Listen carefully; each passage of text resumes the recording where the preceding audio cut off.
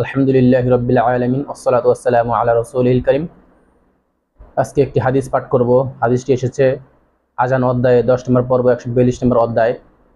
সালাতের বেজোর রাকাতে সাজদা হতে উঠে বসার পর দণ্ডায়মান হওয়া। হাদিস নম্বর 823। মালিক ইবনে হুয়াইরিস লাইসি রাদিয়াল্লাহু তাআলা আনহু হতে বর্ণনা করেন যে তিনি নবী সাল্লাল্লাহু আলাইহি সাল্লামকে সালাত আদায় করতে দেখেছেন।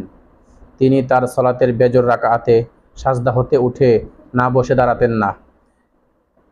কিন্তু আমাদের দেশে বেশিরভাগ মসজিদে এই হাদিসের বিপরীত আমল পরিলক্ষিত হয়। অথচ নবী সাল্লাল্লাহু আলাইহি সাল্লাম বেজোর রাকাতগুলোতে সাজদা শেষে ওঠার পূর্বে জলসায়ে ইস্তিরাহাত করতেন। হাদিস নাম্বার 824। আবু কিলাবা রাদিয়াল্লাহু তাআলা আনহু হতে বর্ণিত, তিনি বলেন, ইবনু হুয়াইরিস রাদিয়াল্লাহু তাআলা আনহু এসে আমাদের এই মসজিদে আমাদের নিয়ে সালাত আদায় করেন। তিনি বললেন, আমি তোমাদের নিয়ে সালাত আদায় করব।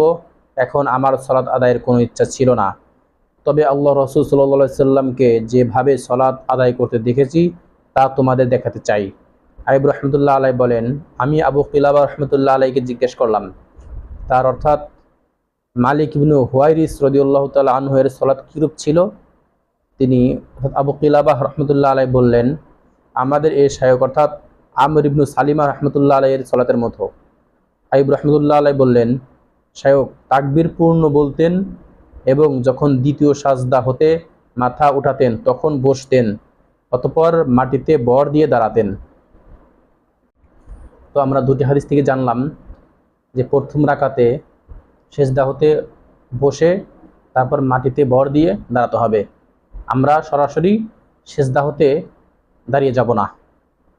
তো আসুন আমরা রাসূলের হাদিসের উপর আমল করি।